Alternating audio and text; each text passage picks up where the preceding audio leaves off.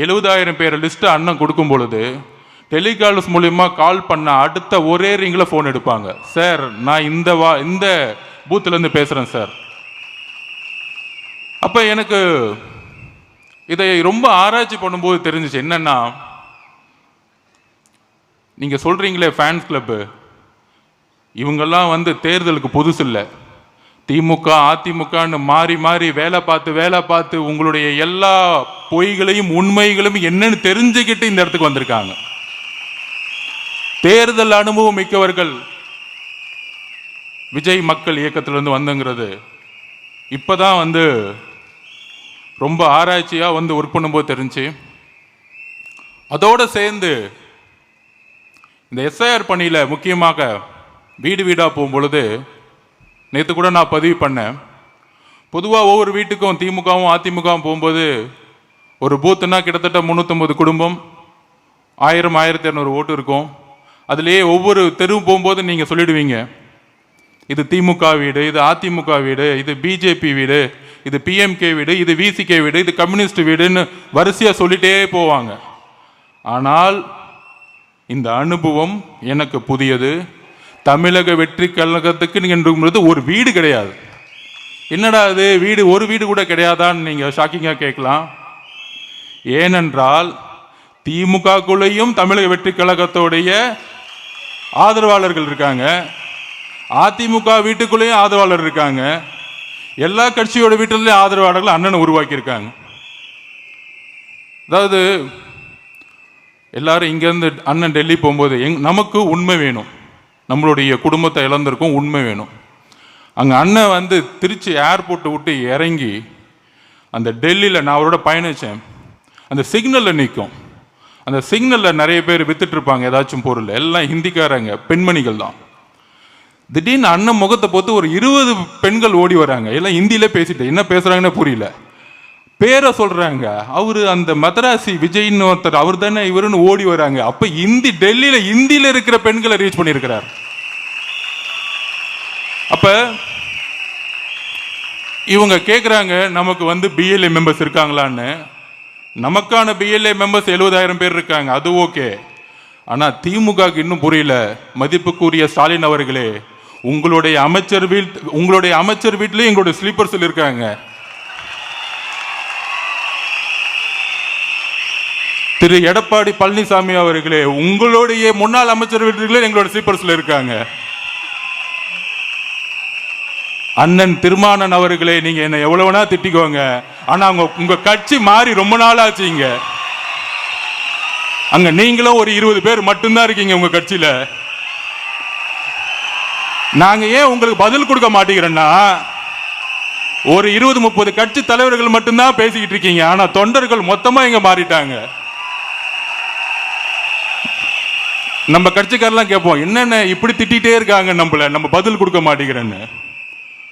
நண்பர்களே, ஒன்று புரிஞ்சுக்கோங்க.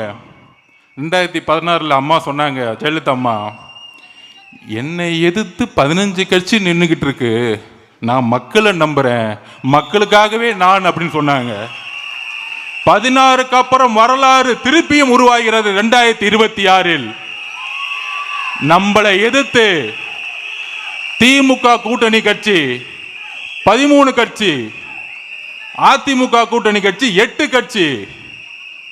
அப்புறம் அடுத்தது இன்னொருத்தர் பேசிக்கிட்டே இருப்பார், பேச வேணாம். அப்ப ஆக மொத்தம் கிட்டத்தட்ட 24 கட்சி. அண்ணன் எப்படின்னு சமாளிக்கிறீங்க அப்படின்னு பக்கத்துல இருந்து கேட்கலான்னு பார்த்தேன். அதுதான் நம்பிக்கை, மக்கள் அவர் மீது வைத்த நம்பிக்கை.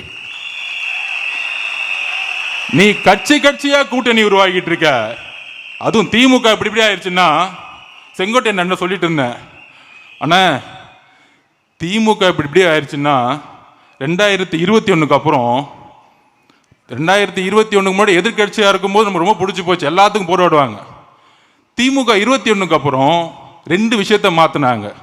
திராவிடம் என்பதுக்கு பதிலாக திருட்டுங்கிற ஒரு வார்த்தையை இருந்துச்சுக்கிட்டாங்க. திருட்டு திமுக, திருடுறது மட்டும்தான் குறிக்கோள், நம்பர் 1. அப்புறம் நம்மளை பார்த்து ஒன்று கேட்பாங்க, தமிழக வெற்றி கழகத்துக்கு கொள்கை இருக்கா? என்னடா அது கொள்கை இருக்காவா? புரட்சியாளர் அம்பேத்கரையும் பெரியாரையும் இணைத்த ஒரே கட்சி 75 வருஷத்தில் தமிழக வெற்றி கழகம். இதை தைரியம் இருந்தா ஸ்டாலின் சார் செய்வீங்களா? உங்களுடைய அறிவாலயத்தில் நான் கேட்கிறேன், இன்னைக்கு பெரியாரையும் அம்பேத்கர் சிலையும் ஏன் இன்னைக்கு வரைக்கும் வைக்கல? ஏன் வைக்கல இது வரைக்கும்?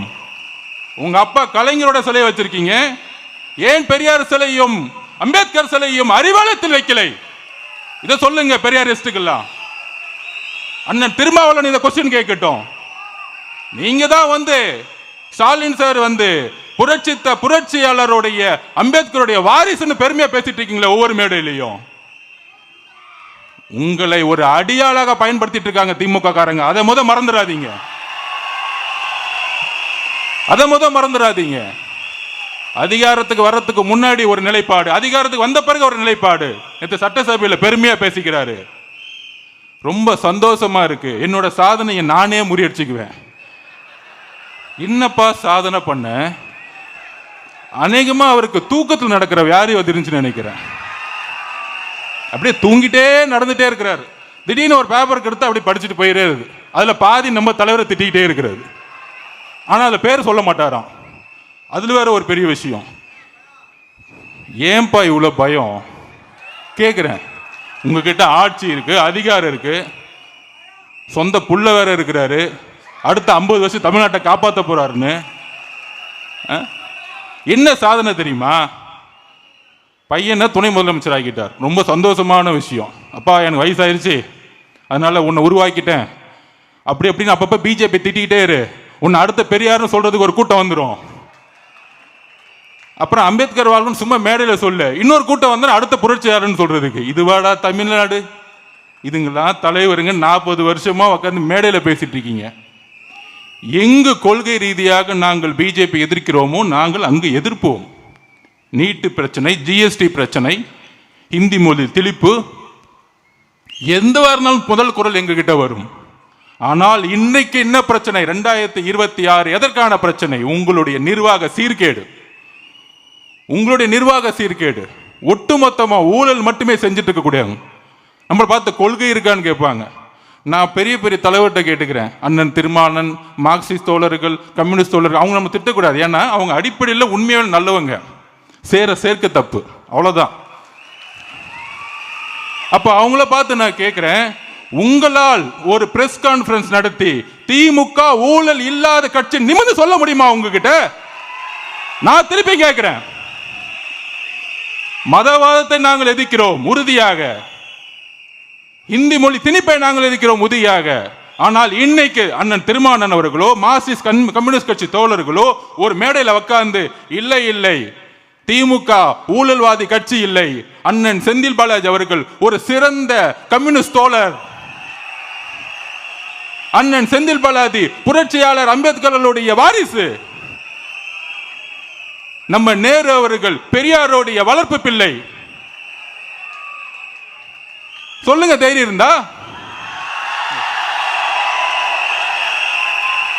கொள்கையை பத்தி பேசுறீங்க, கொள்கையை அமல்படுத்தக்கூடிய இடத்துல இருக்க யார் இருக்கீங்க? நான் கேட்கிறேன், கொள்கையை அமல்படுத்த இருக்கக்கூடிய யார் இருக்கீங்க? முதல்வர் ஸ்டாலின் அவர்கள் சுத்தி யார் இருக்கா? செந்தில் பாலாஜி அவர்கள். அவருக்கு என்ன தகுதி இருக்கு? ஒரு 2 நிமிஷம் பெரியாரை பத்தி பேச சொல்லுங்க, நான் இங்கேயே தூக்க மாட்டேங்கிறேன், நான் இங்கேயே போயிடுறேன், அரசியல் விட்டே போயிடுறேன். ஒரு 2 நிமிஷம் அண்ணன் நேரு புரட்சியாளர் அம்பேத்கர் பத்தி பேச சொல்லுங்க. அண்ணன் துரைமுருகன் அவர்களை ஒரு 2 நிமிஷம் தாஸ் கேபிட்டல் மூலதனத்தை பத்தி பேச சொல்லுங்க பாப்போம். அதாவது நம்மளை பார்த்து சொல்றாங்க, மிரட்டிட்டாங்க, பயந்துட்டாங்கன்னு. தம்பி, ஒரு சைக்காலஜி தெரிஞ்சுக்குவாங்க. யாரு மிரட்டுறாங்களோ அவங்க தான் பயப்படுறாங்கன்னு அர்த்தம். யாரு அமைதியா இருக்காங்களோ அவங்க தான் தைரியமா இருக்காங்கன்னு அர்த்தம். எங்க தலைவர் இந்த 2 மாசமா கட்சியோடைய கட்டமைப்பை மிக துல்லியமாக ஒவ்வொரு பூத்துலையும் மக்களிடம் போய் சேர்க்கணும், டோர் டு டோரை போய் சேர்க்கணும்னு சொல்லிட்டு உருவாக்கின பணியில இன்னைக்கு அதோடைய வெற்றிக்கான ஒரு கூட்டமாக தான் இன்னைக்கு நடத்திக்கிட்டு இருக்கோம். அவர் பேசல. இன்னைக்கு 5 மணிக்கு மொழிப்போர் தியாகிகளை பத்தி முதலமைச்சர் ஸ்டாலின் சார் பேச போறாரு. நம்ம மீட்டிங் முடிஞ்சோன்னு தான் பேச போறாரு. நீ எழுதி வச்சுக்கோங்க, 400 பேர் பார்த்துட்டு இருப்பான் எல்லா சேனல்லையும், யூடியூப்ல 400 பேருக்கு மேல தாண்டாது. அந்த 400 பேருக்கு ஒரு பெரிய ஐடிவிங்க, அதுக்கு ஒரு மினிஸ்டர், அதுக்கு ஒரு செய்தித்துறை. எங்கள் தலைவர் இப்ப பேசுறதுக்கு அடுத்தது பேசுறதுக்கு வெயிட் பண்றோம் பாத்தீங்கன்னா 5 கோடி பேர் வெயிட் பண்ணிட்டு இருக்காங்க. 5 கோடி பேர்.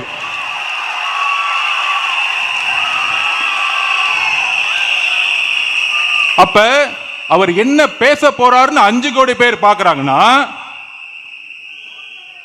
வேலை எல்லாம் பாக்குறான்னு நினைக்கிறீங்களா? அவர் தான் எதிர்காலத்தின் முதலமைச்சர்னு தெரியும் மக்களுக்கு.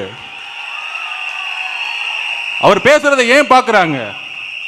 வேற நாதி இல்ல. உங்களை நம்பி நம்பி நம்பி 70 வருஷம் நம்பி போச்சு, இன்னொரு கட்சி நம்பி நம்பி 60 வருஷம் போச்சு.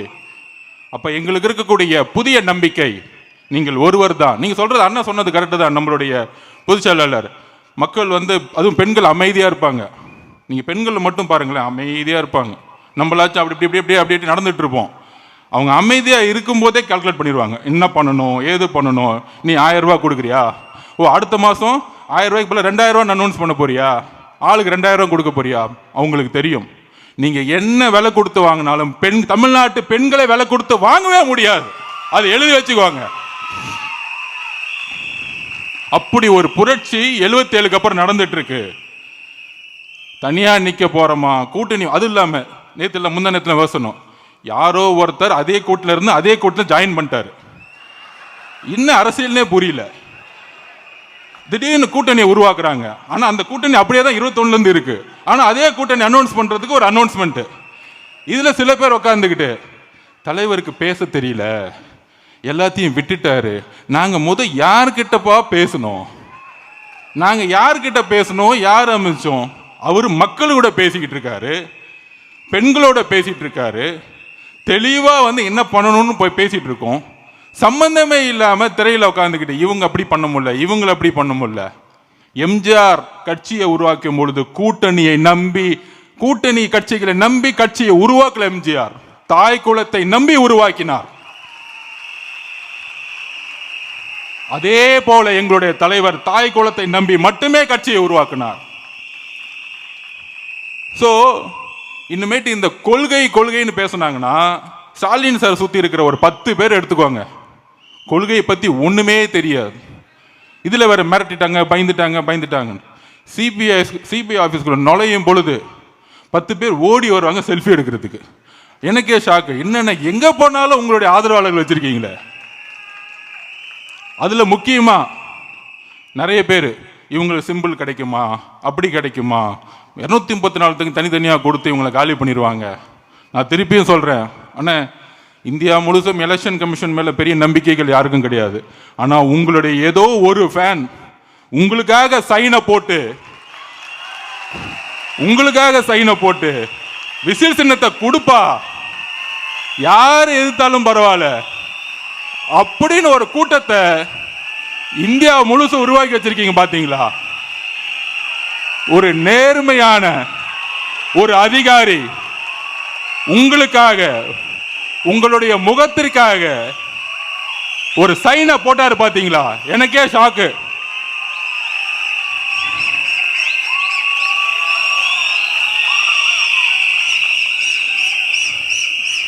இந்த மாதிரி எந்த கட்சி தலைவருக்கு நடந்தது கிடையாது. இதுக்கு மேல என்ன வேணும்? நம்ம பணி செய்யணும். பெண்கள் ரெடி ஆயிட்டாங்க, தாய்க்குளம் ரெடி ஆயிட்டாங்க. ஆனால் என்ன சேலஞ்ச் தெரியுமா? திமுக என்ன தெரியுமா நினைக்கிறாங்க? இந்த எலெக்ஷன்ல 3000 கோடி இறக்குவாங்க. இன்னொரு கட்சி அந்த கட்சின்னு சொல்லிட்டு ஒரு 5000 கோடி இறப்புவாங்க. ஒவ்வொரு ஓட்டுக்கு 2000 3000 கொடுப்பாங்க. ஆனால் தமிழக மக்களே, முக்கியமாக தாய்க்குளமே, இந்த 3000 ரூபாய்க்காக அடுத்த 25 வருஷ வாழ்க்கையை நம்ம இழந்துடக்கூடாது. அதுதான் எங்களுடைய வேண்டுகோள். அவருடைய நீங்க பார்த்திருப்பீங்க ஆடியோ ரிலீஸ்ல, மலேசியால என்ன ஒரு பெரிய கூட்டம், எத்தனை பேர் தன்னை ஒரு எவ்வளவு பெரிய அன்பு இணைப்பு. அந்த உலகமே ஒரு என்ன மாதிரி உலகம், எவ்வளவு ஒரு எல்லாமே கிடைக்கக்கூடிய புகழ் இருக்கு, பணம் இருக்கு, எல்லாமே இருக்கு. இன்னும் 20 வருஷத்துக்கு அவர் இந்த துறையில எங்கேயோ போயிருக்க முடியும். ஆனால் ஒருத்தர் புதிதாக கட்சியை ஸ்டார்ட் பண்ணி அங்கிருந்து திருப்பியும் நான் உச்சத்தை தொடுவேன்னு கூடிய ஒரு நம்பிக்கை இருக்கு. அந்த நம்பிக்கை எந்த மனுஷனுக்கும் வராது. உண்மையாக சொல்றேன். நான் விளையாட்டு துறையில் இருக்கேன். இன்னைக்கும் காலைல நான் 6 மணிக்கு கிரவுண்ட்ல இருக்கிறேன். எனக்கு பிடிச்ச துறை. 30 வருஷமா இருக்கிறேன். என்ன அரசியல் வந்தாலும் காலையில் முதல்ல 6 மணிக்கு விளையாட்டு துறை இருக்கலாம். ஆனால் 33 வருஷமாக தான் விரும்பிய துறை, தான் நம்பிய துறை, மக்களால் இணைந்த துறையோ அப்படிங்கிறதுல தூக்கி போட்டு வர்றதுக்கான தைரியம் உலகத்தில் எந்த மனிதனுக்கு இருக்காது. அப்ப ஒரு தலைவர் தைரியத்தால் உருவாக்கப்படுவோர் அல்ல. ஒரு தலைவர் அன்பால் உருவாக்கப்படுவர் அல்ல. ஒரு தலைவர் தியாகத்தால் உருவாக்கப்படுபவர். இதுதான் அண்ணா சொன்னார். ஒரு தலைவருக்கான தகுதியை தன்னை தியாகம் செய்யணும். தான் குடும்பத்தோட பையன் அடுத்த தன்னுடைய பேரனை அவருடைய சட்டசபையில் சொன்னார் தெரியுமா? என்ன சக்சஸ்? பையன் துணை முதலமைச்சர், அடுத்த பேரன் இளைஞர் அணிக்கு. அதுவும் நடிக்கிறேன்னு சொல்லிட்டு அந்த பையன் அழுதுகிட்டு இருக்கான், உட்காந்துக்கிட்டு வீடியோ வந்துட்டு இருக்கு. ஏன் அழுதுட்டு இருக்கான்னு தெரியல.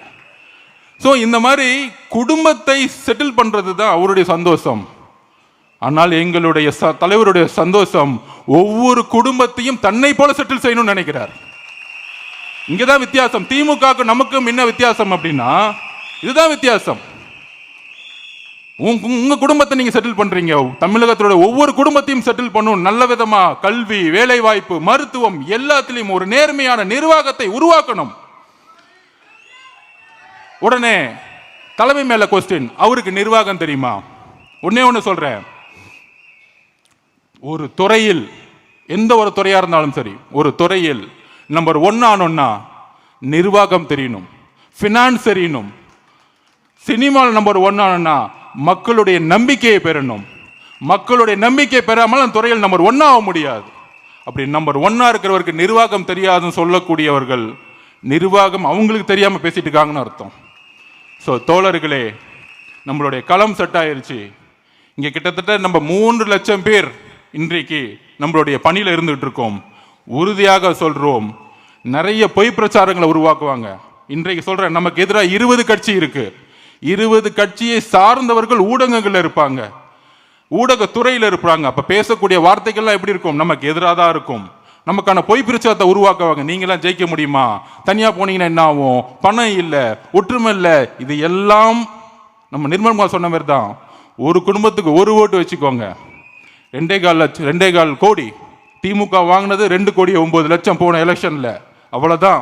இப்பயே நம்ம திமுகவை மீறிட்டோம். ஒற்றுமையாக இருந்து களம் காண்போம். நம்மளால் வரலாற்றை உருவாக்க முடியும். எதிர்காலத்தை உருவாக்க நிகழ்காலத்தில் நாம் அர்ப்பணிப்புடன், தியாகத்துடன் பயணிப்போம். நன்றி, வணக்கம்.